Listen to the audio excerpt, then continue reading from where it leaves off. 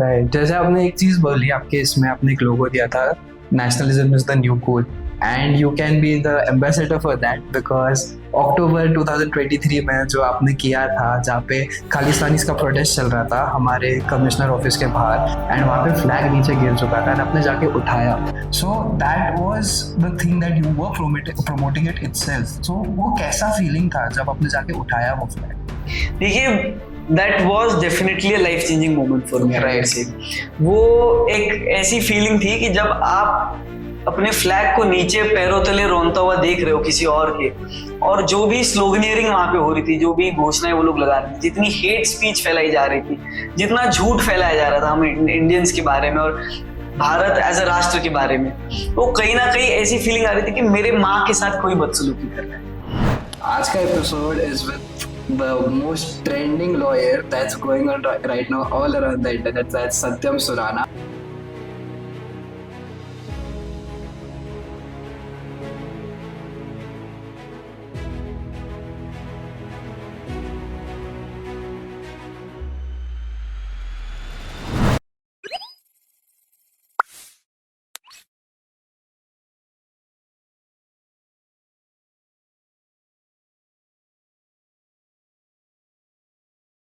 आज का episode is with the most trending lawyer that's going on right now all around the internet, that's Satyam Surana.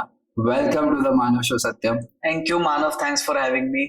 Okay, so Satyam इतने famous हो गए हो, पूरे internet पे आपकी बात हो रही है, बट उससे पहले can we talk about your journey from Pune to LSB? What drove your passion to go towards one of the world's most renowned university to study law? देखिए, लॉ पढ़ने का तो शुरुआत से मेरा मन था। लॉ एंड सोसाइटी इतने इंट्रिंसिकली अलाइंड है और इतने इंट्रिंसिकली एक दूसरे से वोवन है। No aspect can I can say live without each other, exist without each other. No society can exist without a law, and no law can exist without a society. So when you're such a socially oriented person, definitely naturally your instinct is you have to study what takes the society in that momentum in which the society is going ahead. So that is certainly law. And I think LSE में जाना, London में जाना, ये कोई pre planned चीज नहीं थी मेरे लिए। नाइदर वाज इट डिसाइडेड, या कोई फॉरेन में जाके पढ़ने का, लंदन में जाके पढ़ने का कोई मेरा पहले से मन नहीं था। It all came naturally, it was a natural journey. When I completed my bachelors from ILS Pune, I thought what next, अब क्या? सो आई थॉट कि let's add more to our own value, let's get a global perspective. India के बारे में बहुत पढ़ लिया, India के लॉज पढ़ लिए, बट जब भारत आज एक ऐसी स्थिति में है कि वो दुनिया के विजन को प्रेजेंट कर रहा है, when India is becoming a global leader, we definitely need to get within ourselves a global perspective as well. So I went to the LSE, London School of Economics, which is one of the top rated institutes in the world for law. हमारे संविधान के रचयिता doctor Ambedkar खुद वहां के alumnus रह चुके हैं। So जब एक डिवाइन इंटरवेंशन के साथ में भी आपको ये मन में आता है, so you definitely go ahead with the plan. And fortunately I got an offer, I went to LSE, I spent a year there, I specialised in public international law, which is very closely aligned with what I want to pursue, what I speak about, what I write about. And this was the journey which took me from Pune to LSE, and now I am back to Pune with a master's in public international law. Nice. So जैसे आपने बोला कि आप globally जाके उनका perspective सीखना चाहते थे, बहुत सारे like n number of students, like I have gone abroad and studied, lakh and 10 lakh people, 20 lakh people हर साल जा रहे हैं फॉरेन पढ़ने के लिए in different parts of the world. So but after going to foreign they lose their Indian touch, the Indian roots भूल जाते हैं, जबकि इंडिया इतना ज्यादा ग्रो हो रहा है, सब जगह जा रहा है. So what do you want to say about that? How a person can be connected to the roots of our country? देखो, इसमें बहुत सारी चीज है। तो पहले तो when as youth, as freshly minted people who are stepping out of our home soil, हमने जब तक हम इंडिया में रहे, हमने बहुत सारी चीजों में कूल और अनकूल वाले बैनर्स देखे, है ना। आप कोई चीज करते हो तो कूल है, आप कोई चीज करते हो तो अनकूल है। इसमें बहुत बड़ा एक कंट्रीब्यूशन है सोशल मीडिया का, what we consume in the social media, and Bollywood. what we consume in films. So things that are having the social impact have shaped our narratives and ideology in such a way that we have attached tags of cool and uncool with certain practices which are so inherently rooted in our culture. And somewhere this is the impact of the colonial rule that we had faced in India. We need to understand that westernization is not modernization. When we go to Western countries as students, young students from India, we need somewhere हमारे मन में एक वो कहीं रहता है कि अगर हम इंडियन कल्चर को रिप्रेजेंट करेंगे, जैसे अब मैं आज कुर्ता पहन के आया हूँ, जैसे मैं लंदन में कोई चीज हो जगह पे कुर्ता पहन के जाऊंगा तो वी आर समवेयर कंसर्न कि कोई मुझे कोई अनुकूल ना टर्म कर दे, मेरी सोशल एक्सेप्टेबिलिटी उसमें कहीं कम ना हो जाए. तो ये कहाँ से आता है? सो इसमें बहुत बड़ी एक भूमिका जो होती है वो हमारे माइंडसेट की होती है, जो हमारा एजुकेशन है, जो हमारे घर में जैसे हम इन आवर डेली लाइफ जैसे हम अपने आप को देखते हैं और अपने साथ वाले लोगों को देखते हैं.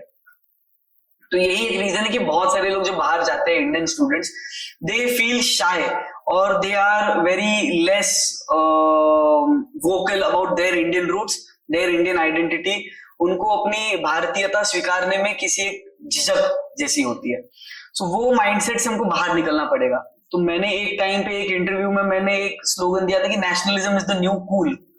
तो इट इज अपॉन अस कि ये माइंडसेट हमको ही चेंज करना है and we are seeing it changing. आज महाकुंभ में जो भीड़ हो रही है, 60 करोड़ लोग आज महाकुंभ में जाकर आए हैं, वही लोग जो बाहर के देशों से लोग महाकुंभ में आए बट हम खुद नहीं जा पाए.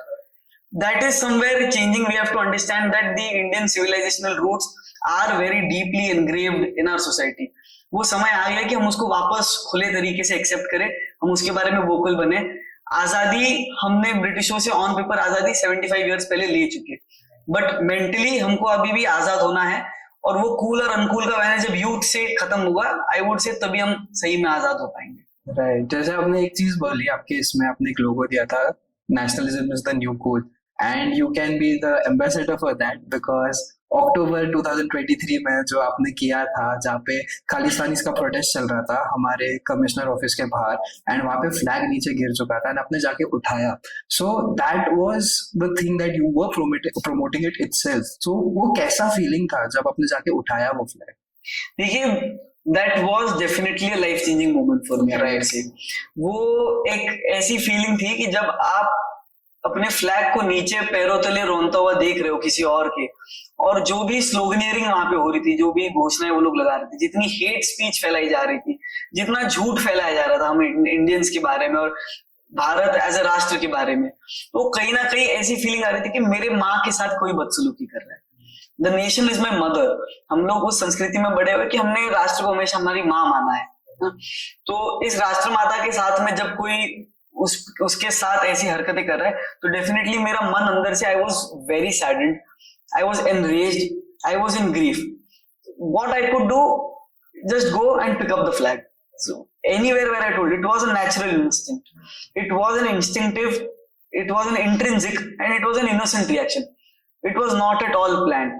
मैं शांति से 2 घंटा उस प्रोटेस्ट की जगह पे खड़ा रहा, मैंने देखा और मेरे मन को इतनी वेदना हुई, मैंने जाकर एंड में वो फ्लैग उठा लिया.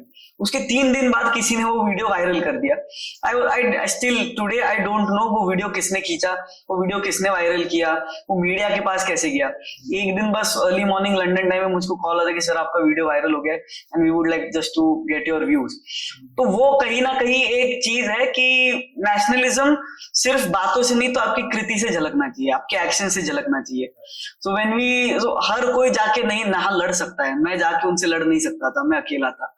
तो ऐसी बहुत सी चीजें होती, but I did what ever was with in my capabilities. जहां पे जरूरत थी मैंने अपने शब्दों से बयां किया, I was vocal about it. जहां पे जरूरत थी I did actions to show it. But the entire feeling is how proudly you carry your national identity, and the second part of it, what do you do to defend when there is an attack on your national identity. These two aspects are definitely a must remember for any people who are inside India as well as outside India. सिर्फ ये भारत के बाहर जाके जो लोग अपनी भारतीय संस्कृति को एक्सेप्ट करना चाह रहे हैं उनके लिए नहीं. आज हम ऐसे समय में रह रहे हैं कि लोग किसी भी कारण के लिए, अपने आप को इंटेलेक्चुअल प्रूव करने के लिए, अपने आप को फ्लो के अगेंस्ट जाकर एक कूल आदमी बनकर प्रूव करने के लिए, फ्रीडम ऑफ एक्सप्रेशन के नाम पे हो जाए, या पॉलिटिकल गेन्स के नाम पे हो जाए, या एकेडमिक फ्रीडम के नाम पे, या क्रिएटिव लिबर्टी के नाम पे, लोग हमारे भारतीयता और हमारी संस्कृति पे अटैक करने के लिए बहुत ओपनली आज फ्री हैंड ले रहे हैं। तो that point where your nationalism comes into picture is, आप उसको किस तरीके से बोलते हो, आप उसका किस तरीके से विरोध करते हो, और आप उस पर किस तरीके से अपना जवाब देते हो, be it through actions, be it through any other means. But when you are staying in a country, you need to be nationalistic, you need to be proud of that identity, and that goes hand in hand. That will only be achieved when you are vocal for it, or when you are acting for it in that direction. Right. So as you said in this thing, you said कि आपकी life change हो गई थी, तो normal जैसा student सत्यम Surana LSB में पढ़ रहा है, LSE में पढ़ रहा है, and he then changes, he goes viral. So क्या क्या चेंजेस आए आपके लाइफ में उसके बाद? ये ऐसा कुछ खास चेंज नहीं आया, but definitely there are people like you who recognised me. I got a platform to put my views, and जब आपके अंदर वो बात इतने बारीक तरीके से एनग्रेव हो चुकी है, तो I always enjoy putting out my thoughts wherever I get an opportunity. That incident definitely, through that incident, God gave me multiple opportunities जहाँ के मैं जाके बात कर सकूं. अगर मेरे एक शब्द से किसी एक के मन में कोई एक नई भावना पैदा हो रही हो, या किसी को कोई अपनी नेशनलिस्टिक आइडेंटिटी के बारे में ज्यादा प्राउड फील हो रहा हो, तो आई डेफिनेटली कंसिडर कि हाँ, हमारे हाथ से कोई अच्छा कर्म हो रहा है. Ultimately we all are here to do our own part. हमको हमारा पार्ट करना है, and we don't expect anything in return. मैंने एक्ट करा, it give some kind of recognition, कुछ प्लेटफॉर्म्स मिल गए, but as a student I enjoyed my student life. London में हो, इंडिया में आके हो, I am still the same for my friends, I am still the same for my teachers. I don't feel any difference in my day-to-day life. I have made it promise to myself, या फिर मैंने एक बात जान ली कि fame is a 4-day thing. ना 4 दिन की चांदनी होती है. मीडिया वाले आएंगे, बात करेंगे, इंटरव्यू लेंगे, चले जाएंगे. वो कोई शाश्वत चीज नहीं है. So you need to invest your life into something that is more शाश्वत, something that is more long-term stable, and that is how well you impact other people's lives. एक छोटा सा इंसिडेंट था कि जब मैं इंटरव्यू दे रहा था इस सारे फ्लैग के वीडियो वायरल होने के बाद में, so I gave an interview with I think TV9 या NDTV, and the same night I got a message on my ex Twitter handle from a girl saying that she's been staying in the UK for 4 long years, and she was very much confused whether she has to go back to India or not to go back, and she was in a verbal scuffle with her parents on that, और काफी वो लोग complicated situation में थे. The message that she wrote was कि आपका interview सुनने के बाद में I've decided कि हाँ, मैं वापस जाऊंगी, and I booked my tickets, and the next month I'll be going back. So this is the impact that we all want to have, one small impact through our deeds, through our actions, through our words, which makes us feel कि satisfied कि ठीक है, चलो हमारे हाथ से कुछ अच्छा कर्म हो गया है. राइट. जैसे आपने बोला, you want to create an impact in the society with your words, but आपका जो थॉट प्रोसेस था, वो इंस्टिंक्ट आना कि मेरे को जाके वो फ्लैग उठाना है, it comes with a lot of upbringing. मतलब बचपन से आपको वैसा अपब्रिंगिंग किया गया है, maybe from your parents, or maybe from some leaders that you must have read about. So anybody that reminds you for who you are right now with your actions, maybe with your words. Definitely, जो मैंने किया और जो मैं आज हूँ, that is definitely a sum total of how I've been brought up, the household that I've been brought up, my parents, my grandparents, my great grandfather himself was a freedom fighter. He was in jail 3 times during the freedom struggle. The biggest impact that I've had in my life is Chhatrapati Shivaji Maharaj. मैं छोटे से बड़ा हुआ हूँ बस शिवाजी महाराज की stories सुनते हुए, पढ़ते हुए. Credit of it goes to my parents. They made me available the resources. I watched movies of Shivaji Maharaj, and कहीं ना कहीं वो एक भावना आप में आ जाती है, वो करेज आ जाता है, वो एक अपनापन आ जाता है, वो एक क्या बोल अग्रेसिवनेस आ जाता है कि आप अपनी रूट्स को एक्सेप्ट करो और उसके लिए लड़ पड़ो. तो that is definitely the kind of upbringing that I would want my children to have as well, and I would want other children in the society to have as well. तो आज जब हम देख, मेरे घर में भी 2 छोटे बच्चे हैं, तो कितने हमारे घर में, कितने हमारी सोसाइटी में बच्चे हैं कि जो कोई वेस्टर्न कार्टून है, कोई जापानीज कार्टून देख के पहचान जाए, पर हम हमारे इंडियन अमर चित्रकथा और पंचतंत्र के टेल्स सुनाए तो नहीं पहचाने. So we have made it a thing in our household कि हम उनको सब पढ़ाएंगे. इट इज नॉट नेसेसरी कि आप सिर्फ बाल हनुमान, बाल गणेश की उनको कथाएं सुनाओ, सिर्फ पंचतंत्र की कहानी सुनाओ. You give them every exposure, but at the same time you have to ensure कि आप अपने रूट्स को प्रायोरिटाइज कर रहे हो. You give them an idea from where we have evolved as a society, हम कौन से समाज में रह रहे हैं, and where we get our ideals and values from. That will go with them throughout their life. आदमी जो स्कूल में पढ़ेगा 10th 12th first year final year, पूरे लॉज, पूरे अपनी एकेडमिक जर्नी में जितना नहीं पढ़ता है उतना आदमी अपने इनिशियल ईयर्स में कैसे बड़ा हुआ है, that matters. So if you want to create a good society, if you want to create a very strong society, you have to create very strong and thoughtfully and intellectually clear and connected to the roots youth. ना, और उसके लिए the process starts right since childhood. So that is something that happened from me, for me, from my parents, and that is something I would definitely want for the entire society to go ahead in that direction as well. So as you said about कि जो हमारे पंचतंत्र है and जो हमारे Indian mythology है, लोगों को पता होना चाहिए rather than watching the Japanese thing and other series. लोग देखते हैं फन के लिए, ठीक है, बट अपने इंडियन रूट्स को जानना is very important. So for that also we are coming with an app, जो ऑडियो ऐप होगा जहाँ पे सारे स्टोरीज बताने वाले हैं, धीरे धीरे रिकॉर्ड करके हम कि एग्जैक्टली इंडियन रूट्स क्या है from Chhatrapati Maharaj to everyone. So कल हम त्र्यंबकेश्वर में था, नेक्स्ट डे जब आप गए थे उसके अगले दिन में था, वहां पे मेरी पूजा भी थी. सो वहां के जो पंडित जी थे उन्होंने बताया था जो भगवत गीता है हमारे इंडियन में लिखा गया है, but foreign people adapted it and it's called as quantum physics now. Exactly.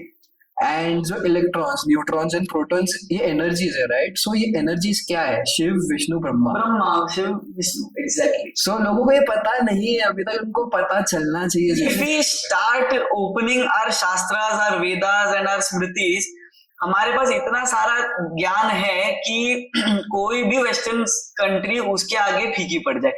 Oxford, Cambridge, Harvard, Stanford, ये कोई भी यूनिवर्सिटीज के पास इतना ज्ञान का भंडार नहीं है जितना हमारी एक तक्षशिला में था. And it is very sad that we lost them. We did not lose them because of our own karma, we lost them because of some invaders. The problem is जब हम उन इन्वेडर्स और जो उन कॉलोनियल पावर्स की ideology लेके आज भी चल रहे हैं, तो वहां पे वो बात आ जाती है कि हम उसको रिवाइव कब करेंगे, हम उसको रिजुविनेट कब करेंगे. We have to understand that ये सिर्फ और सिर्फ हिस्ट्री, माइथोलॉजी ये वर्ड बंद ही कर देना चाहिए. It is history. Ramayana, Mahabharata ये कोई हमारी माइथोलॉजी नहीं है, हमारी हिस्ट्री है, ये हमारा इतिहास है. ये सिर्फ कोई दंत कथाएं नहीं है, ये सही में हुआ था. There is evidence. Ram Setu है, राम जी के समय का एविडेंस है. जब हम सिनौली के जो एक्सकवेशन हुआ है दिल्ली के, वहां पे जब आप एक्सकवेशन ऑफ सिनौली जाके देखोगे, जाके पढ़ोगे, तो आपको समझेगा कि इतना बड़ा रथ का पहिया कहाँ से आया, ये किसने चलाया. तब तो कोई क्वांटम फिजिक्स नहीं था, तब तो कोई मेटाफिजिक्स नहीं था, तब ना कोई फिजिक्स था, ना एरिस्टोटल ने आके उनको कोई पढ़ा के गया था. But we still had that knowledge. We identified the space in such an extent कि आज तक नासा और इसरो के साइंटिस्ट उसको आइडेंटिफाई नहीं कर पाए.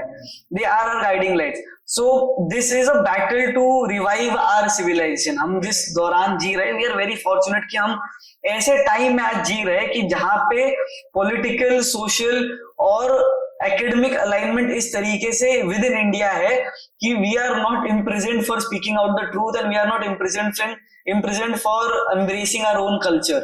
There was a time in India, there was a time even after independence in India कि इसी भूमि में आप इसी भूमि का ज्ञान या फिर इसी भूमि के राजाओं की बातें करने के लिए आपको जेल में भेज दिया जाता था. तो हमें शुक्र मनाना चाहिए कि हम उस समय में नहीं जी रहे. आज it is a very conducive environment for us to embrace our own civilisation and we need to make the most out of it. अभी सो वापस से हम वो टॉपिक पे आते हैं खालिस्तान के ऊपर. जहाँ प्रोटेस्ट चल रहा था वहाँ पे बहुत सारे इंडियंस ऑब्वियसली प्रेजेंट रहेंगे, बट कोई नहीं गया फ्लैग उठाने, आप अकेले गए. तो ये क्यों था ऐसा? देखिए, 2-3 चीजें. खालिस्तान एज अ मूवमेंट अगर आप इसकी हिस्ट्री देखें तो ये पूरी टेररिस्ट मूवमेंट है. इट इज नॉट ये लोग अपने आप को सोशल मूवमेंट बोल के प्रोजेक्ट करते हैं, but they are a totally anti India terrorist movement which is funded by ISI and all the global international terrorist agencies.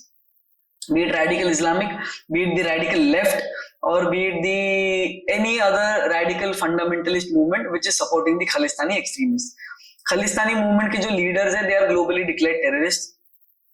वो लोग बहुत सारे इंडिया के अंदर ही आतंकवादी हमलों में इन्वॉल्व हो चुके हैं, तो स्वाभाविक तौर पर लोगों के मन में डर रहता है कि हमें इनके बीच में नहीं जाना है।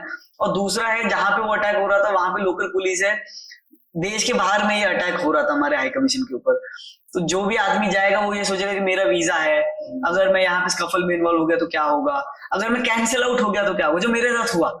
आई फेस्ड इट, आई नो लोग आपको टारगेट कर देंगे as a radical nationalist, as an extremist, लोग आपको टारगेट करेंगे एज अ पपेट, अंधभक्त, मोदी भक्त, बीजेपी का आदमी है, लोग ट्रोल करने के लिए आपको कुछ भी बोलेंगे, but that is something that was deterring people to step in and take that action that was needed, but that was the sole difference that made me go in कि I have always been vocal, I have been super proud of my identity, and उसके लिए मुझको कुछ झेलना पड़े कि जैसे cancellation हो जाए, कुछ हो जाए, I would be happily facing it, and I faced it as well.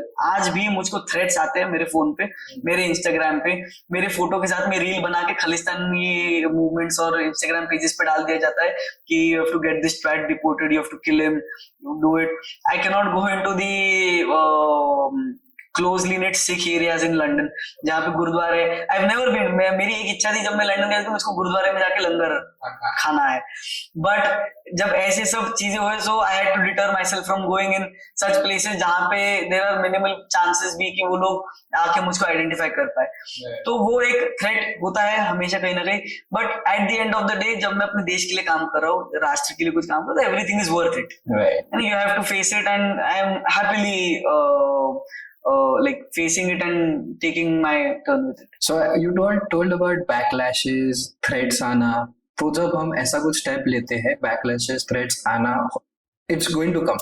But जब आपका first instinct था फ्लैग उठाना, I don't think so आपने इसके बारे में सोचा होगा. So but जब आपको threats आना चालू है, what was your mindset like? आपके family को भी तो डर लगा होगा कि threats आ रहे, आपने उनको कैसे कंसोल किया? How did you give them that mindset कि कुछ नहीं होगा, I'm fine, I'm doing this for my country? Because Indian parents exactly. Marwari mummy मुसलमान मम्मी है, वो कैसे? मेरे घर वालों ने एक पॉइंट पे मुझको बोल दिया था कि भैया तुम अपना छोड़ो, आ जाओ वापस कुछ दिनों के लिए, कॉलेज वगैरह में छुट्टी ले लो, आ जाओ, कुछ सही नहीं है, कुछ बोल नहीं सकते हो, इतना मीडिया इंटरव्यू दे रहे हो, तुम आइडेंटिफाई हो गए हो, तो डेफिनेटली थ्रेट्स वगैरह आते हैं। उसमें एक ही कि फैमिली भी कुछ पॉइंट तक हैम्पर हो जाती है, but ultimately even they cope up, उन्हीं के संस्कार है जो मैं आज ये कर पाया। सो वो they were one of the strongest support system that I had during that point. और बैकलैश है, थ्रेट है, तो इसको you have to face it. One thing I have understood कि जब आप when you choose to be vocal, when you choose to be proud of whatever you stand up for, and when you choose to stand up for things, there are certain people who will not be happy with it. Now what their intentions are to not be happy with it might differ from person to person. A terrorist might not be happy and he may express it in a different way, while a faculty from my college itself will not be happy and express it in a different way, say my exam marks or something else. And people are concerned about all of these impacts or results, what may come onto them when they choose to be vocal, but ultimately it is that you have to face it. You have, एक चीज है कि आपको nationalist बनना पड़ेगा। We are living in such a time, as I said, it is a civilisational battle. जब भी भारत के खिलाफ कोई कुछ बोलेगा तो हमको नेशनलिस्ट बनना पड़ेगा, सिर्फ पेट्रियोटिक बन के नहीं चलेगा। एक देश है, एक राष्ट्र है, पेट्रियोटिज्म देश प्रेम है, राष्ट्रीयता नेशनलिज्म ये राष्ट्रवाद है। देश राष्ट्र के बिना नहीं रह पाएगा। हमको ये समझना है कि we are not a country like the European countries जो पिछले 100 साल में बने हैं। बॉस्निया, हर्जेगोविना, चेक रिपब्लिक, बुडापेस्ट, प्राग, जो भी कंट्रीज है, जितनी भी कंट्रीज है, आप बालकनी रह लो, ये सब एक इंटरनल कॉन्फ्लिक्ट के चलते टूट कर ये सारी कंट्रीज बनी है। So we are not the European continent. तो जब यूरोपियन कॉन्टिनेंट में आप नेशनलिज्म की बात करते हो तो वो पर्सपेक्टिव अलग है। But when you are born and brought up and when you belong to civilization such as India, you are speaking for the civilization when you are speaking for the nation. ये राष्ट्र सिर्फ ये geographical देश नहीं है, ये राष्ट्र एक संस्कृति है जो सिविलाइजेशन जो पिछले लाखों करोड़ों वर्षों से चलता आ रहा है। So you cannot restrict yourself to being patriotic. You will have to be nationalistic, because when there will be attacks on the civilization. लोग जल रहे हैं बाहर. People don't want Indians to succeed. People don't want this Hindu civilization to succeed because there are other parallel ideologies who think they are superior. बहुत सारी ऐसी विचारधाराएं हैं दुनिया में, दुनिया के मध्य में, मिडिल ईस्ट में या फिर फंडामेंटलिस्ट नेशंस में, जो ये सोचते हैं कि जहां पे हम हैं वहां पे कुछ और नहीं रह सकता और पूरी दुनिया में कुछ और नहीं रहते, सिर्फ हम ही रहेंगे. ये एक बहुत बड़ी रेडिकल फंडामेंटलिस्ट है जिसके अगेंस्ट में हम इटर्नली अपने आप को डिफेंड करते आए हुए हैं और हमको आज भी डिफेंड करना है. तो जब आपको आपके सिविलाइजेशन को बचाना है, आपको भारत को बचाना पड़ेगा. आपका राष्ट्र भारत है तो आपको राष्ट्रवादी होना पड़ेगा, आपको नेशनलिस्ट होना पड़ेगा एंड उसके लिए आपको कुछ कुछ चीजें सहनी पड़ेगी. तो जैसे आपने बहुत अच्छी बात बोली कि पेट्रियोटिक तो सब होते हैं लेकिन उसके बारे में वोकल कोई नहीं होता. वैसे ही जैसे सालों साल इंडिया का इतिहास रह चुका है, वहां पे भी कभी भी लोगों को, जैसे छत्रपति शिवाजी महाराज का ले ले, वहां पे भी उनको पता था कि अगर स्वराज्य बनाएंगे, एक पूरा यूनिट साथ में रहेगा तो उनको कोई नहीं तोड़ पाएगा. एंड अभी ये बात समझना बहुत ज्यादा इंपॉर्टेंट हो गई आज के लोगों के लिए, that if we come together as a country, nobody can beat us because of our history, because of our civilization that we had. So some critics जो इसके related बोल रहे थे कि ये सिर्फ एक symbolic act था and कुछ इससे change नहीं होने वाला है. So what is your response for this? देखिए, no act that goes out in this world is symbolic. There is an impact for everything that you do. There is an impact for every word that you speak. I have given you an example जो मुझको एक महिला ने message करा था Twitter पे about the decision she took to go back to India and contribute to the nation. That is a very small impact that we were able to make. And even if it is symbolic, taking it on the face value, अगर trolls भी बोले कि मैंने publicity के लिए करा और मैंने सिंबॉलिक चीजों के लिए करा, पब्लिसिटी के लिए तो मैंने करा नहीं है, सिंबॉलिक चीजों के लिए it should be a symbol. I think that even if Satyam Suran is not being able to make an impact, at least there should be something that people see in that act. Taking me out of that picture, कल को कोई और भी होता, that would still be the same symbol. मैं London में जाके खालिस्तानियों के बीच में घुस के मैंने अपना झंडा उठाया. It is much more than the individual act that I did. It is much more about the thought process that led me to do it. And we are naturally speaking about it right now. We are living in a time where we have to speak about it right now, where it is essential to do it right now. तो हमको यही समझना पड़ेगा कि ये acts भले ही symbolic है, that symbolism is essential for the society to keep on the track. हमको जब इस समाज को सही रास्ते पे रखना है तो we need symbols, we need examples, we need acts, we need words, we need everything. हमको सब कुछ एक साथ लेके चलना पड़ेगा. जैसे आपने कहा, इंडिविजुअलिस्टिकली सोच के हमको नहीं चलेगा, because we are not a country which is comprised of different states. We are not something like the European Union जहाँ पे अलग भाषा बोलो तो अलग देश बन जाता है. We are not a state nation, we are a nation state.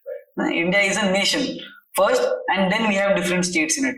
तो जो आज भी जो लोग एक पर्टिकुलर आइडियोलॉजी से है, जो लेफ्टिस्ट, रेडिकल लेफ्टिस्ट आइडियोलॉजी है, जो भाषा द्वेष फैलाना चाह रहे हैं, जो हम आज देख रहे हैं कि तमिलनाडु में, कर्नाटका में, बेंगलोर में, हर जगह पे हिंदी नहीं बात करेंगे, हम कन्नड़ बात करेंगे, हमारी भाषा सुपीरियर है, आपको यही, आप इंग्लिश चलेगी ही नहीं, आपको हिंदी नहीं चलेगी.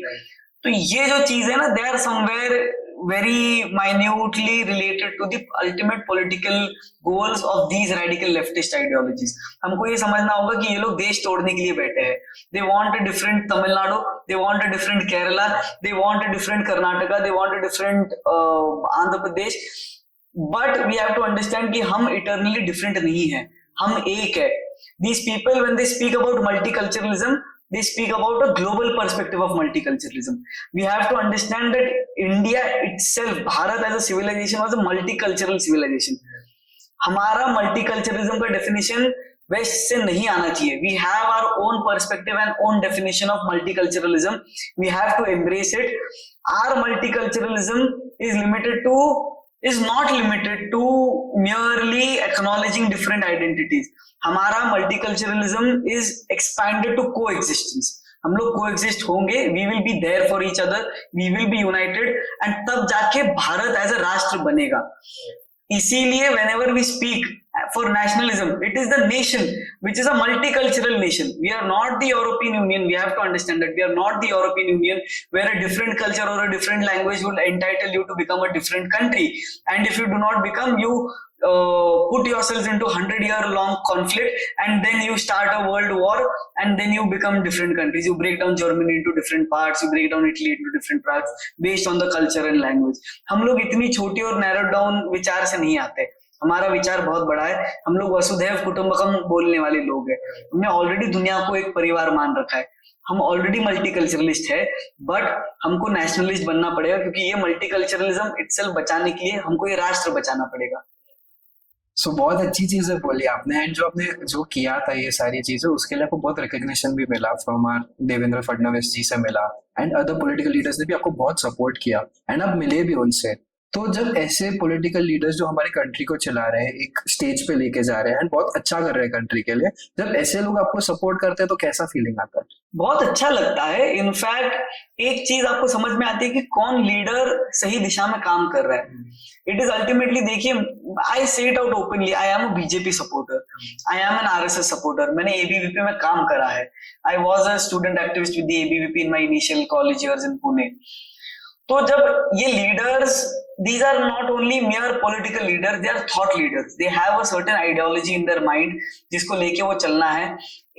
बहुत सारी आइडियोलॉजीज है. बीजेपी की कोर आइडियोलॉजी हिंदुत्व, अंत्योदय और एकात्म मानवतावाद. जब ऐसी आइडियोलॉजी लेके लीडर चलते हैं, स्वाभाविक तौर पर वो लीडर आपको एक्नॉलेज करेंगे when you get some recognition or when you do such an act. These leaders definitely appreciate you because it is a part of their ideology as well. It is very important to understand. मैं हमेशा से बोलता हूँ कि मैंने जो भी act करा, उसके बाद में जितना मुझको ट्विटर पे अप्रिसिएशन मिला, मीडिया से अप्रिसिएशन मिला, there was not a single Congress leader who tweeted in my support or who tweeted to appreciate me. Devendra Fadnavis ji ने ट्वीट करा, अशोक नेते एक एमपी उन्होंने ट्वीट करा, अतुल सावे बीजेपी के मिनिस्टर थे, उन्होंने ट्वीट करा, विनोद तावड़े जी ने ट्वीट करा, वो national general secretary of BJP, BL Santosh ji reached out to me, Vinay Sahasrabuddhe ji who is a member of parliament reached out to me. I got all the necessary support from the High Commission of India. The entire people who are from the nationalist side, Shiv Sena के लोगों से, जो एकनाथ शिंदे जी की शिवसेना है, उनके लोगों से मुझको बहुत ज्यादा एक अप्रिसिएशन मिला. पुणे में जब मैं आया तो एक बहुत बड़ा सम्मान समारोह ऑर्गेनाइज करा गया था by the at the hands of the national general secretary, former national general secretary of BJP, mister Sunil Deodhar. So it is ultimately when you understand the pattern, you also realize कि वो एक ही थॉट प्रोसेस के leader थे जो ऐसी act को. देखिए, मैंने तो कोई बीजेपी का झंडा नहीं उठाया था, मैंने कोई आरएसएस का झंडा नहीं उठाया था, मैंने भारत का झंडा उठाया था. तो दूसरी पार्टी वाले लोग भी मुझको अप्रिशिएट कर सकते थे, बट क्यों नहीं करा? It is ultimately you understand what ideology fuels the current leaders of the nation.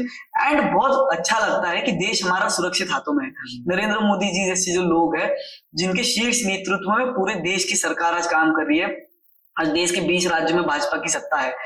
तो देवेंद्र फडणवीस जैसे लोग हैं और सारे बीजेपी के जितने लोग हैं, आरएसएस के जितने लोग हैं, या फिर जितने भी संगठन के लोग हैं, इस आइडियोलॉजिकल थॉट प्रोसेस में काम करने वाले जितने भी लोग हैं, इन सारों से जब अप्रिसिएशन मिलता है तब आपको भी समझ में आता है कि हाँ, कहीं ना कहीं ये लोग आपके सपोर्ट में रहेंगे और देश सुरक्षित हाथों में है. और देश ऐसे लोगों के हाथों में है कि जो आपको सपोर्ट करे जब आप देश के लिए कोई एक stand low. They are much beyond their political ideology.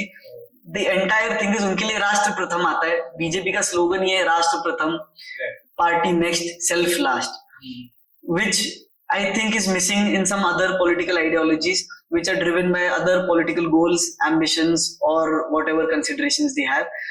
So जब देवेंद्र जी ने मुझको घर पे बुलाया था मिलने के लिए, बहुत अच्छा लगा था. एंड देवेंद्र जी ने खुद ने बोला कि आप जो काम कर रहे हो बहुत अच्छा काम है, कीप स्पीकिंग. उन्होंने आशीर्वाद दिया, कि मोटिवेटेड मी, एंड बोले कि कभी भी कोई भी सपोर्ट लगे तो बताना, we will always be there, be it in terms of the threats, be it in terms of any sort of other support और any sort of other things that I may require from time to time.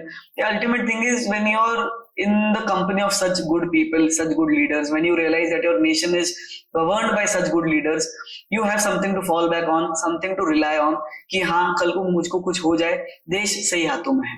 It is ultimately the nation that matters. सो ये तो बहुत ही 2023 की बात हो गई जब हम बात कर रहे थे बट खालिस्तान प्रोटेस्ट, एंड अभी लेटेस्ट टॉपिक जिसकी वजह से आप फेमस हुए हो 2025 में, दैट्स द रणवीर पॉडकास्ट के जो अलाहाबादिया ने जो कमेंट किया था। सो थोड़ा उसके बारे में बात करते हैं।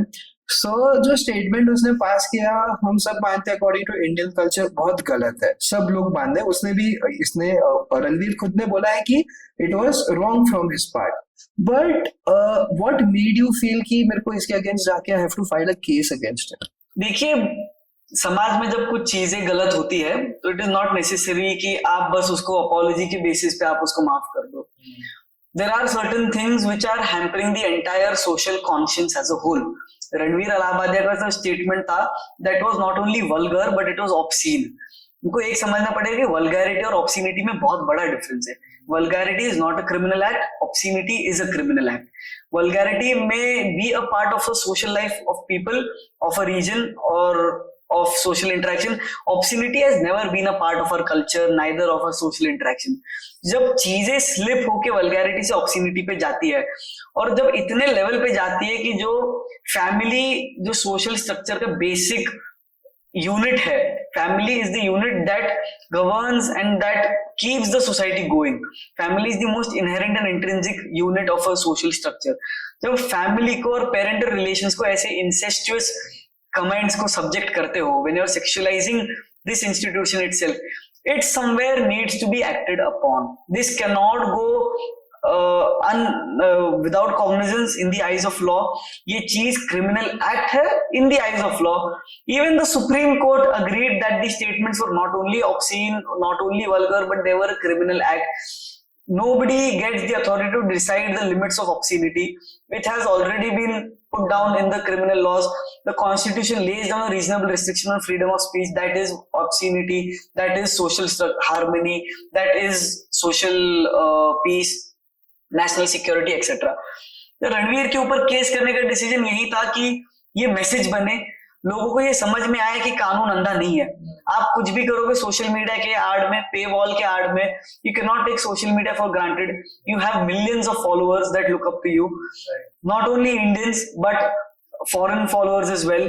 आप उनको इंडियन सोसाइटी, इंडियन कल्चर को किस तरीके से प्रोजेक्ट कर रहे हो, you have that responsibility on yourself. और ये सब चीजें जब आप इतने लेवल तक आप लाइटली लेते हो और इतने लूजली लेते हो, this can not go unnoticed. इसके ऊपर एक्शन होनी जरूरी है, एंड एक्शन हुई। मैंने कंप्लेंट फाइल करी, multiple FIRs were filed, 3 FIR, multiple भी नहीं, 2 से 3 एफआईआर फाइल हुए। Supreme court gave them the adequate protection whatever they needed with the rule of law. Procedure of law will be followed, the cases will go to a logical and a legal end, जो भी है। But the larger picture is जो deterrent effect society में आया। अब people will not dare to make such obscene statements or produce such filthy trash in the name of content creation, in the name of creative liberty, which will hamper our social structure and our civilizational conscience for the entirety. Right. Because यही statement जो था, जो उन्होंने बोला था रणवीर ने, वो कहीं एक वेस्टर्न पॉडकास्ट में भी पूछा गया था। तो it came from that point, and seeing him as Ranveer, the India's biggest podcaster, जो इंडियन स्पिरिचुअलिटी को प्रमोट करते हैं, इंडियन को आगे लेके जा रहे हैं, फॉरेन में जाके पॉडकास्ट कर रहे, रिप्रेजेंटिंग इंडिया, एंड उनकी इमेज वैसी थी of a good boy, and he speaking these words, I think so that made him a very bad boy in the complete India के लिए। वो एकदम बैड बॉय बन गया। इंडिया का समाज मन ऐसा है कि वो आपको एक हद तक सर पे बिठा लेगा, बट जब आप उसका दुरुपयोग करोगे, if you take that popularity और if you take that accreditation and acknowledgement for granted, people will never never never look back to pull you down. आपको आपके कर्मों का फल मिलेगा। We believe in the entire concept of karma. अगर आपने बुरा कर्म करा है, आपको उसके फल मिलेंगे। तो रणवीर अलाहाबादी का स्टेटमेंट, आप उसको बस एक statement as a line, as a statement उसको मत देखो, जो उसने पेरेंटल रिलेशंस के बारे में बोला। उसके पहले, उसके बाद में, उस पूरे एपिसोड में बहुत सारी ऐसी गंदी बातें हुई थी which were not only vulgar but obscene as well।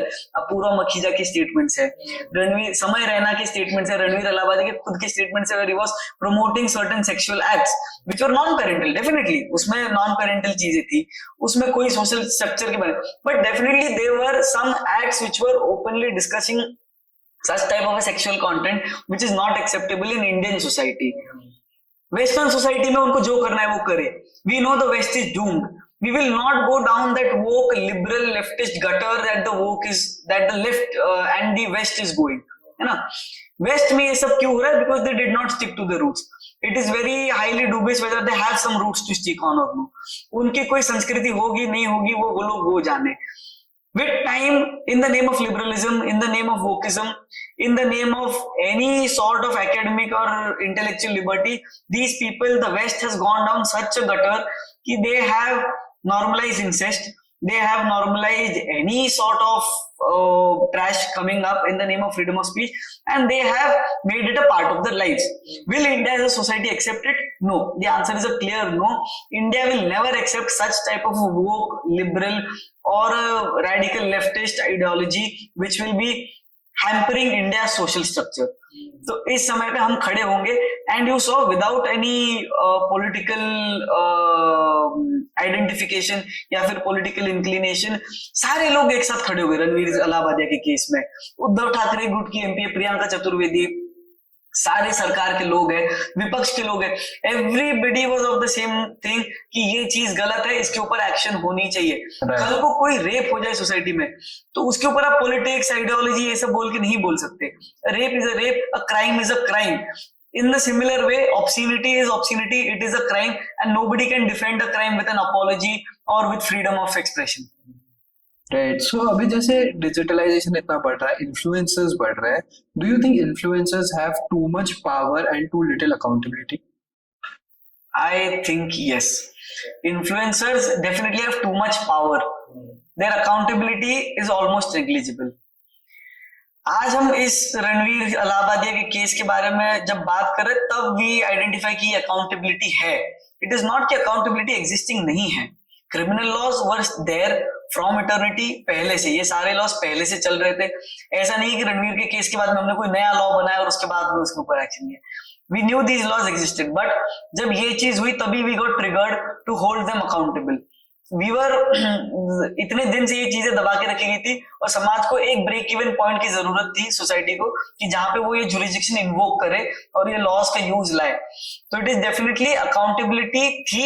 It was neglected. That accountability was never acknowledged. That accountability was never realised by the content creators themselves.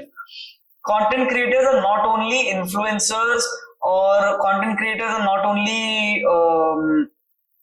messengers, they are businessmen. वो लोग पैसा कमा रहे हैं उससे. We need to understand they are making a full-fledged commercial benefit out of it. They are monetizing their videos. जब पैसे के लिए आप ये सब फिल्थ कर रहे हो, it definitely needs to be acted. ये कोई समाज सेवा थोड़ी हो रही कि आपकी गलती माफ हो जाए. आप पैसा कमा रहे हो इससे. जिस भी चीज से आप पैसा कमा रहे हो, it needs to follow the certain standards. भले ही आप समाज सेवा भी कर रहे हो, it needs to follow certain standards. तो उनके लिए एक रिस्पॉन्सिबिलिटी है and we need to have more accountability as well. The government needs to come up with a bill, with a law that will hold them accountable. Ranveer Allahabadi के case में we had to invoke the criminal jurisdiction because we had no other option to do that. We need a non-penal law कि जहाँ पे जब content creators ऐसे तरीके के काम करे, जब content creators कुछ anti-social चीज करे या फिर something below the belt या फिर something which is not acceptable to the entire society, जब ऐसी कोई बातें करे, we need a law which can facilitate us to take a non-penal action wherever necessary, like taking down the videos or summoning them. We need an information communication regulatory committee who will look after these social media content which is coming up, and we need some monitoring on it to regulate it. So we talked about little accountability right now, जो influencers hold करते हैं. And जब आपने ये case किया and सब कुछ किया, सब लोग बोल रहे हैं कि सत्यम सुरान ने केस किया ओनली फॉर फेम. हम ये बात खालिस्तानी युवक भी कहे कि आपका नेचुरल इंस्टिंक्ट था. बट रणवीर अलाहाबादिया एकदम हॉट केस था. मतलब आपने जैसे बोला सबको मतलब जिसको पता भी नहीं था वो लोग भी आके उन्होंने केस किया या बोलने लग गए. एंड सब बोलते हैं कि सत्यम सुरान ने किया because he wanted to gain some fame. So इसके बारे में वो क्या बोलते हैं? नहीं, I don't think about it, है ना. जो लोग कोई बोलेगा मैं इनको जवाब ही नहीं देता. कोई बोले फेम के लिए किया, आपकी सोच, आपको मुबारक. I know why I did that thing. It was a socially non acceptable act. It was something that hurt me personally. इसलिए मैंने जाके केस करा. बहुत सारे और लोग होते जिनने केस करा, मैंने अकेले ने केस नहीं करा। 8 से 10 कंप्लेनेंट्स थे इन मुंबई इटसेल्फ। जो एफआईआर रजिस्टर हुआ है वो तो स्टेट ने सुओ मोटो रजिस्टर करा है। एफआईआर में मेरा as a complainant in the FIR मेरा नाम नहीं, I am one of the complainants who have brought it to the notice of the government. As an aware citizen, as a responsible citizen, it is my duty कि कुछ हो रहा है, कुछ गलत मुझे लगे तो मैं जाके सरकार को बताऊं कि भैया देखो ये गलत हो रहा है, आपको इस पे एक्शन लेना चाहिए, और मैं अपना ओपिनियन रखूं। What comes after it is not in my hands. When people come to interview me, I cannot say no. कोई इंटरव्यू के लिए बोलता है आज आपने बोला, मैं नहीं बोलूंगा। It is a platform to put my views. It is an opportunity for me to put what I think, what I believe is right. So fame is never the goal. I put it out clear. मैं कोई काम fame के लिए नहीं करता हूँ। अगर किसी काम से कोई बाकी और अधिक जानकारी लेने के लिए आ जाए तो I welcome them. News channels बुलाते हैं इंटरव्यूज के लिए नेशनल पैनल्स पे, गुड। अगर कोई जाता है, मुझको 10 लोग बुलाते हैं, मैं 5-6 में जाता हूँ जैसी मेरी अवेलेबिलिटी होती है। 5-6 में मैं नहीं जाता हूँ। तो it is not ultimately related to आप कितना फेम मिल रहा है, क्या मिल रहा है। जैसे मैंने पहले बोला, फेम 4 दिन की चांदनी है। अभी कोई न्यूज चैनल वाले नहीं बुलाएंगे, उनको जब जरूरत पड़ेगी तो बुला लेंगे। So we have to understand कि जो भी केस हुआ वो I complaint as a lawyer, as a responsible citizen, as an aware citizen. I consider my right and my duty both to bring such things to the notice of the government. There is no fame angle with it. Okay, जैसे social media इतना बढ़ रहा है, हमने पहले भी बात किया, so is social media becoming a place where misinformation is disguised as a personal opinion? Definitely going much beyond misinformation is social media is becoming a place where misinformation coupled with propaganda to build a particular narrative is being put out in the name of personal opinion. Coming down to the point of nationalism, again patriotism, again a civilizational battle, again Hindutva ideology, again social media is the biggest tool which is being used by these left elements, by the radical Islamist elements, people who are anti-India, people who do not want to see Hindu culture flourishing in India.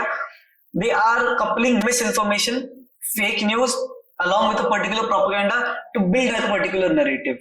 And all of this is being put out in the name of content creation, in the name of news, in the name of self-funded news organizations, self-declared reporters, self-declared intellectuals, self-declared academicians who are going out using the social media in their own ways possible and corrupting the minds of young people with misinformation. Dhruv Rathee for example, Dhruv Rathee क्या कर रहा है? Dhruv Rathee educational videos के नाम पर anti government videos बना रहा है। तो एंटी बीजेपी, एंटी गवर्नमेंट भी नहीं, एंटी, जहां पे कांग्रेस की सरकार है वो प्रेज करेगा, जहां पे बीजेपी की सरकार है वो प्रेज नहीं करेगा। So it is a particular ideology. These people are identifying themselves with the left ideology. We have to understand left ideology, communist ideology, Marxist ideology, fundamentalist Islamist ideology, ये भारत में नहीं काम कर पाएंगे। भारत इन सब के लिए नहीं बना है, भारत इन सबसे लड़ा है हमेशा। Social media is the biggest tool that these people are using because the consumer of social media is youth. And the second biggest consumer of social media is the common Indian mass who does not have the resources to verify each and every news that is put out to them. Instagram पे समझो 1 से 10 करोड़ अगर users है, Facebook पे 60 crore users है। आज देश में अगर Instagram पे 10 करोड़ है तो Facebook पे 60 करोड़ प्रोफाइल है। If you put out a video on Facebook, 60 crore people में से some people will watch it. Not everybody will go and verify whether Dhruv Rathi is speaking the truth or not. Yeah, so we have to understand कि कैसे misinformation फैलाई जा रही है। We have struggled in the initial years of our independence and until very recently, until 2014, of this radical anti-Hindu propaganda being run, जहां पे Hindu culture को regressive बोला गया। आप पूजा पाठ करो तो आपको अनकूल टर्म करा गया, आप मंदिर में जाओ तो आपको नैरो माइंडेड बोला जाता था, आप कुर्ता पहन के जाओ तो आपको अनकूल, नॉन सोशल बोला जाता था। But at the same time अगर आप किसी वेस्टर्न थॉट प्रोसेस को एक्सेप्ट कर लो तो you are cool, you are progressive, है ना।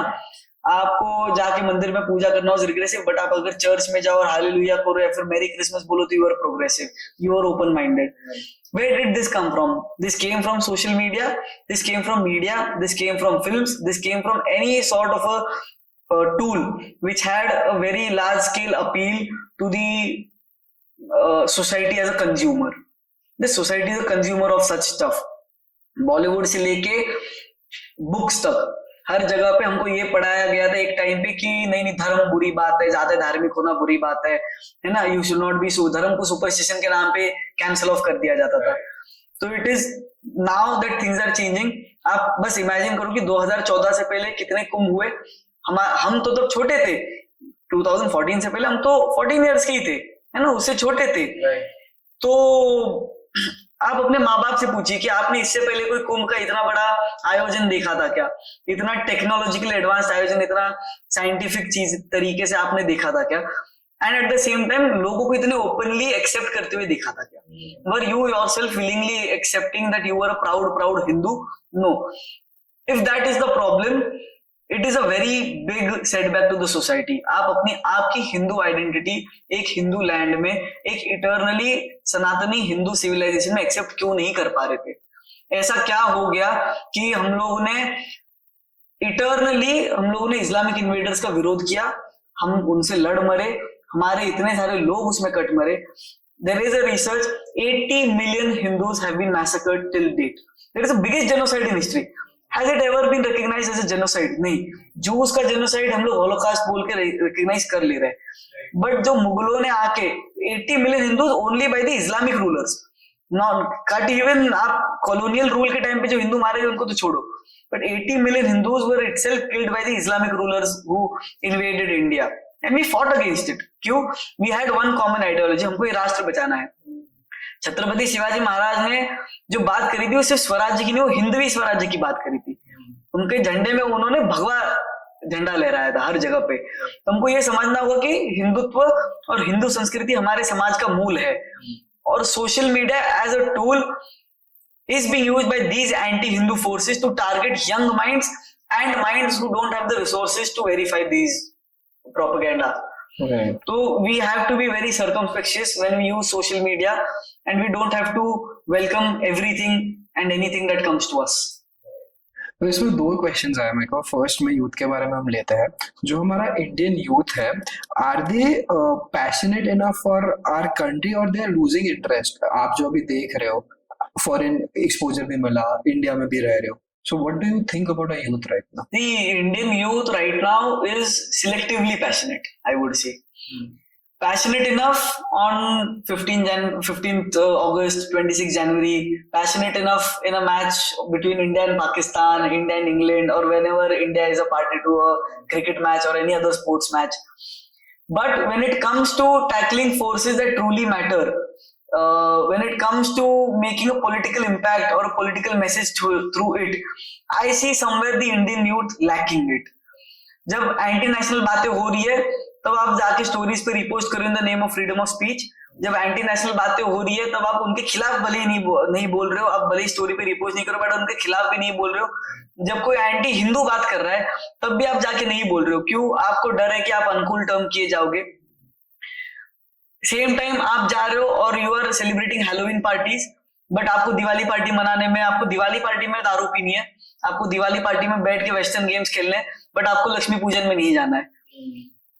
पेट्रियोटिज्म, नेशनलिज्म जो भी है, it is not a one time thing, one day thing, और it is not something that needs to be triggered with a particular incident. It needs to be displayed through your way of life. Indian youth somewhere is not displaying it through their way of life, through their way of expression, but it is selectively choosing when and where to come out openly as a patriotic person, let alone nationalistic. कुछ लोग बस patriotic हो रहे हैं, बहुत लोग बस patriotic हो रहे हैं, नेशनलिस्ट होने की उन पे बात ही नहीं आ रही है. देयर इज अ डिफरेंस कि आपको देश प्रेम है, बट आपको राष्ट्रवाद भी सीखना पड़ेगा, आपको नेशनलिस्टिक होना पड़ेगा. The youth has to understand that patriotism on selective days is of no use. It will only be increasing your own image, but personally, but from the societal point of view, in order to make a larger impact, you will have to be a continuously, eternally nationalistic person who believes in this Hindu civilization to remain as flourishing as it was and to at least survive and exist in its full glory. So ये यूथ की बात हो गई. Second question is, Nayak movie देखी अनिल कपूर वाली, जहाँ पे उसको पावर मिलती है एक दिन का प्राइम मिनिस्टर बनने के लिए. ऐसी कोई पावर आपके पास आए and you have to make a law और you have to change something, what would you like to do? देखिए, लॉज चेंज करना या कुछ चीजें करना, आई थिंक हमारा लीगल सिस्टम बहुत ज्यादा स्ट्रांग है with regards to laws regarding nationalism and national security.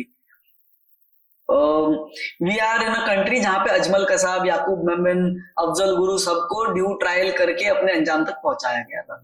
So we are a very strong country in that thing. We need certain laws, as we said, social media accountability, misuse of social media to spread the anti-national propaganda, and secondly UCC. When I went to the UK, I realized immigration was being misused on such a great length as a tool to create the political dominance of one particular community, and in order to increase themselves in numbers so as to make them the political kingmaker. एक व्यक्ति है जिसकी 4 बीवियां है, उसकी 4 बीवियों से उसको सबको बच्चे हैं. They are coming together in a particular place, वहां पे अपनी नंबर्स में मोनोपोली कर रहे हैं, and they are deciding the political future on the basis of that electoral arithmetic. हमने यही चीज 2024 की लोकसभा इलेक्शन में भारत में देखी. सब जगह पे जहां पे मुस्लिम कंसोलिडेशन हुआ, बीजेपी लॉस्ट. अयोध्या जैसी कॉन्स्टिट्यूएंसी में एक फैजाबाद नाम की जो छोटी सी एक एरिया है, उसकी वजह से भी लॉस्ट.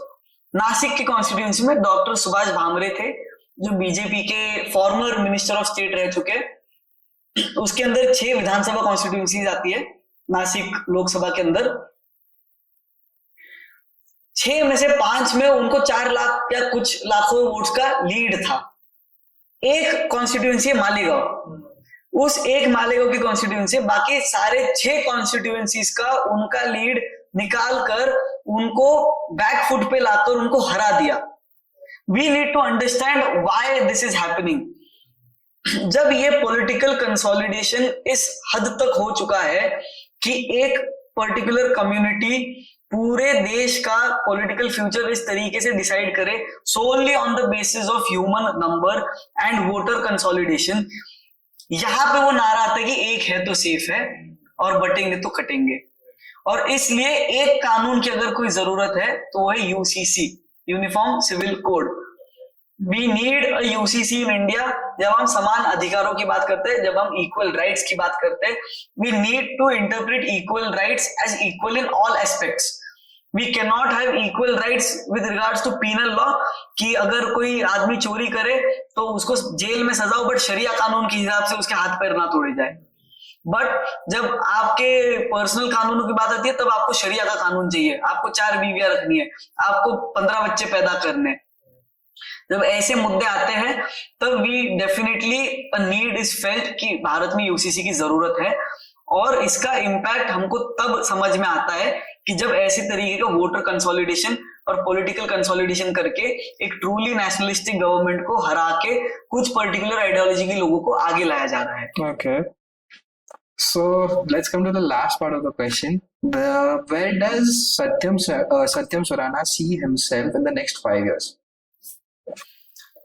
आई थिंक इस सबसे पूरे पॉडकास्ट का सबसे डिफिकल्ट क्वेश्चन है ये.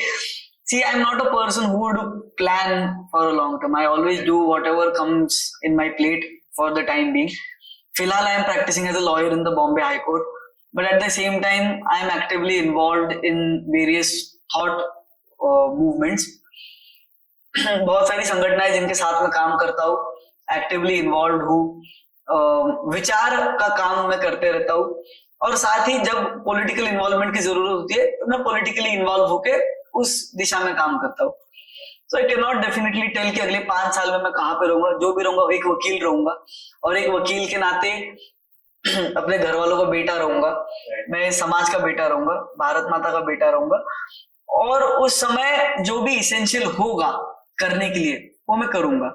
जो भी अपॉर्चुनिटीज मुझको आएगी या फिर जो भी मुझको लगेगा उस मोमेंट पे करना जरूरी होगा। If at a point I feel कि getting involved into a particular organization full time, be it political, be it ideological, be it intellectual, be it academic, is the necessity and it will get more impact value, or if I may be able to add value to that organization or to that movement, I will definitely be a part of it. It all depends on time. अगले 5 साल में क्या होता है, कैसे होगा, जो भगवान कराएगा वो होगा। भगवान में विश्वास है, श्रद्धा है, जो पापा कराएंगे वो होगा। ओके, बहुत अच्छा कॉन्वर्सेशन था आज का। Thank you so much for giving the opportunity. Thank you so much मुझको बुलाने के लिए and giving me the opportunity as well to put out. We definitely need more platforms, more youth to talk about such topics. We definitely need more youth to speak about not only India as a country, as a patriotic feeling towards the country. We need youth to speak more about Bharat as a Rashtra and Rashtravad and be nationalist to protect Bharat from what we have been protecting it since years. आज मैं हमेशा एक बात बोलता हूँ, I would like to end it with that. Bharat ने बहुत सारे आक्रमण देखे हैं। अगर उसको 3 कैटेगरीज में आपको डालना है तो पहला जो आक्रमण हुआ वो धार्मिक हुआ था, जो इस्लामिक इन्वेडर्स ने करा था हमारे धर्म के ऊपर, हिंदू धर्म के ऊपर। जब तुगलक, गजनी, घोरी, मुगल, है ना, अब्दाली, ये सारे जब आए थे, पहला आक्रमण हमारे धर्म पे हुआ था। दूसरा आक्रमण हमारे संस्कृति पे हुआ था, जो ब्रिटिशर्स, जो कॉलोनियल रूलर्स ने किया था, ब्रिटिश, फ्रेंच, पोर्चुगीज, डच, ये सारे लोगों ने करा था, जो हमारी कल्चर पे करा है, जिसके इम्पैक्ट हम आज तक हमारी सोसाइटी में देख रहे हैं, है ना। हम आज भी फॉर्मल इवेंट्स में कोट पहन के जा रहे हैं, जीन्स पहन के जा रहे हैं, हम इंडियन अटायर को इतना ओपनली एक्सेप्ट नहीं कर रहे, हम टीका लगा के नहीं घूम रहे। तो ये दूसरा आक्रमण था, सांस्कृतिक है। आज हम जिस समय में जी रहे हैं, आज तीसरा आक्रमण is on going. We have to understand that कि आइडियोलॉजिकल आक्रमण हो रहा है ऑन आवर सिविलाइजेशन। सिर्फ कंट्री नहीं, सिर्फ देश नहीं, पूरे राष्ट्र पे एक आइडियोलॉजिकल आक्रमण हो रहा है, जिस आक्रमण के पीछे radical, leftist, fundamentalist, Islamist ideologies है। I have no deterrence in putting that out. There are ideologies in this world who believe there are ideologies in this world who believe कि पूरी दुनिया में सिर्फ उनका ही परचम लहराना चाहिए और कोई झंडा नहीं लहराएगा, भगवा नहीं रहेगा। बट जब हम भारत में रहते हैं तब हमको भारत के लिए सोचना है, हमको भारतीयता के लिए सोचना है, और तब इस आइडियोलॉजिकल आक्रमण से बचने के लिए हमको खुले में इस बारे में बात करनी है। हमको ऐसे और प्लेटफॉर्म्स बनाने हैं जहाँ पे हम भारत, भारतीयता और भारतीयत्व और इस राष्ट्रीयता के बारे में, इस सिविलाइजेशन के बारे में, सनातन के बारे में बात कर सके और उसको खुले में बात कर सके और लोगों तक पहुंचा सके कि वो भी बात करें। बहुत अच्छे लाइंस बोले लास्ट में आपने। I think so it impacts the youth, youth को सीखने मिले, वो इन्फ्लुएंस हो एंड वोकल हो, जैसे आपने पूरे पॉडकास्ट में बोला। Thank you so much for coming on the show.